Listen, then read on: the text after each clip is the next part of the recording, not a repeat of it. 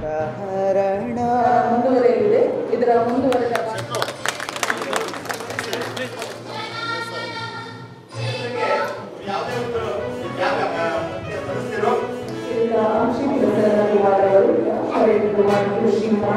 ಕೃಷಿ ಪದವೀಧರ ರೈತ ಪ್ರಶಸ್ತಿ. ಕೃಷಿ ಪದವೀಧರರಿಗೆ ಸರ್ ಶ್ರೀಯುತ ಮಲ್ಲಿನಾಥ ಕೊಳ್ಳೂರು ಮನೆ ಮಂದಿ ಎಲ್ಲ ಸಾಲ ಅಂತ ಸಹಾಯ ಅಂತ ಹೇಳ್ತಾ ಇದ್ರು.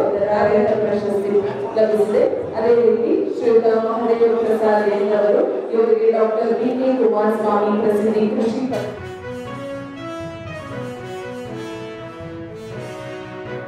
ಯಾವ ಕ್ಷೇತ್ರದಿಂದ ಹಳೆ ವಿದ್ಯಾರ್ಥಿಗಳು ತಮ್ಮ ಜೀವನದಲ್ಲಿ ಸಾಧನೆಯನ್ನು ಮಾಡಲಿಕ್ಕೆ ಸಾಧ್ಯ ಆಯಿತು, ಆ ಕ್ಷೇತ್ರವನ್ನು ಪಾಲಿಸಿ ಪೋಷಿಸಿ ಬೆಳೆಸಿಕೊಂಡು ಬರ್ತಾ ಇರತಕ್ಕಂಥ ಅಲ್ಯೂಮಿನಿ ಅಸೋಸಿಯೇಷನ್ ಅಥವಾ ಹಳೆ ವಿದ್ಯಾರ್ಥಿಗಳ ಸಂಘ ಯಾವುದಾದ್ರೂ ಇದ್ದರೆ ಅದು ಕೃಷಿ ವಿಶ್ವವಿದ್ಯಾಲಯ ಹೆಬ್ಬಾಳ ಸಂಘ ಅನ್ನೋದಕ್ಕೆ ನನಗೆ ಭಾಳ ಸಂತೋಷ ಆಗುತ್ತೆ. ಕೃಷಿ ಅಂತ ತಗೊಂಡಾಗ ಇವತ್ತು ಇದರಲ್ಲಿರೋ ಒಂದು ಸಾಧಕ ಬಾಧಕಗಳೇನಿದೆ ಅದ್ರ ಬಗ್ಗೆ ಪ್ರತಿಯೊಬ್ಬರಿಗೂ ಕೂಡ ತಿಳಿದವರೇ ಇದ್ದೀರಿ. ಬಹುಶಃ ನಮ್ಮ ಕಡೆಯಿಂದ ಯಾವುದೇ ಸ್ಟ್ಯಾಟಿಸ್ಟಿಕ್ಸ್ ಇರಬಹುದು ಅಥವಾ ಇಲ್ಲಿರೋ ಸಮಸ್ಯೆಗಳ ಬಗ್ಗೆ ತಮ್ಮಲ್ಲಿ ಅರಿವು ಮೂಡಿಸೋ ಕೆಲಸ ಬಹುಶಃ ಅಗತ್ಯ ಇಲ್ಲ ಅಂತ ನಾನು ಅದು ಭಾವಿಸ್ತೀನಿ.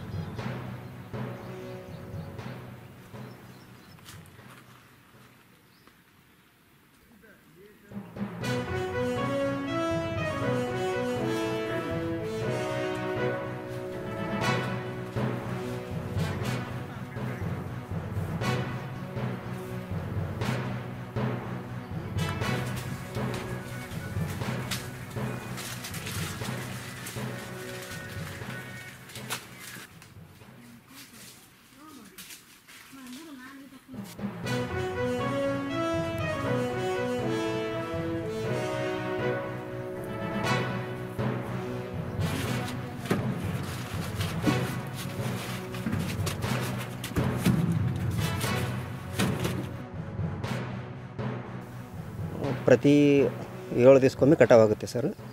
ಇಳುವರಿ ಎಲ್ಲ ಚೆನ್ನಾಗಿದೆ. ನಾವು ಡೈರೆಕ್ಟು ಹೈದರಾಬಾದಿಗೆ ತೊಗೊಂಡೋಗಿ ವ್ಯಾಪಾರ ಮಾಡ್ತೀವಿ. ಒಳ್ಳೆ ಸ್ಕೀಮ್ ಇದೆ. ಮುಂದೆ ಮಾಡುವಂಥ ರೈತರಿಗೆ ಒಳ್ಳೆಯ ಲಾಭ ಇದೆ ಅಂತ ಹೇಳ್ಬೋದು ಸರ್ ಮಾಡೋಕ್ಕೆ. ಸರ್ ಇದರಲ್ಲಿ ಒಳ್ಳೆ ಲಾಭ ಇದೆ ಸರ್. ಬೆಳೆ ಈಗ ಹತ್ತಿ ಆಗಲಿ ಏನೇ ಆಗಲಿ ಸರ್, ಮಳೆ ಬಂದರೆ ಖರಾಬಾಗಿ ಹೋಗುತ್ತೆ. ಇದೇನಿಲ್ಲ ಸರ್, ಚೆನ್ನಾಗಿದೆ. ಇದರಲ್ಲಿ ಲಾಭ ಇದೆ. ನಾವು ಚೆನ್ನಾಗಿ ಎಷ್ಟು ಚೆಂದ ಮೇಂಟೈನ್ ಮಾಡ್ತೀವಿ ಅಷ್ಟು ಲಾಭ ಇದರಲ್ಲಿದೆ ಸರ್. ಪೇರಳೆ ಗಿಡ ಹಚ್ಕೊಂಡು ಅದರಿಂದ 2 ವರ್ಷ ಈಗ ಗಿಡ ಇರೋದ್ರಿಂದ ಮತ್ತು ಇದರಿಂದ 1 ವರ್ಷ ಆಗತ್ತನ ಸ್ವಲ್ಪ ಕಾಯಿ ಮಿಡಮಲ್ಲಿ ಬಂತು. ಸೆಕೆಂಡ್ ಇಯರು ಸ್ವಲ್ಪ ಜಾಸ್ತಿ ಬಂದು ಇಳುವರಿ ಚೆನ್ನಾಗಿ ಬಂತು. ಇದರಿಂದ ಲಾಭನೂ ಚೆನ್ನಾಗಿದೆ ನರೇಗಾ ಯೋಜನೆ ಅಡಿಯೊಳಗೆ.